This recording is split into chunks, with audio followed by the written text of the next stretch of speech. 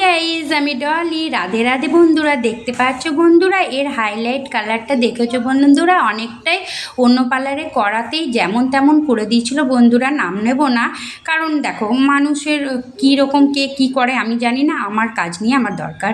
দেখো বন্ধুরা, আমি সুমনা ম্যামের ক্লাস করে এসে সন্ধেবেলায় করে ওদের কুরবানির কাস্টমার ছিল, ওটা হ্যান্ডেল করছিলাম। ও বললো দিদি ভাই তুমি বলেছিলে কি আমার কালারটা খারাপ ছিল, তখন তো তুমি বললে না আমি এখন টাচ করব না, যখন ওটা একটু কমবে তারপর টাচ করব। তারপর আমি অন্য কালারেও যেহেতু অন্যরকম করেছিল, দেখো কি সুন্দর রেজাল্ট এসছে বন্ধুরা আমারটায়।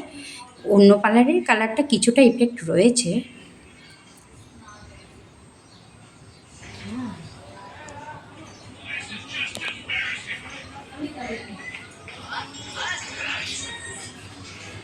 বলো তোমার কেমন লেগেছে? হাইলাইট করি আমার কাছে খুব ভালো লেগেছে। আগেরটা কেমন হয়েছিল তোমার অন্য কালারে?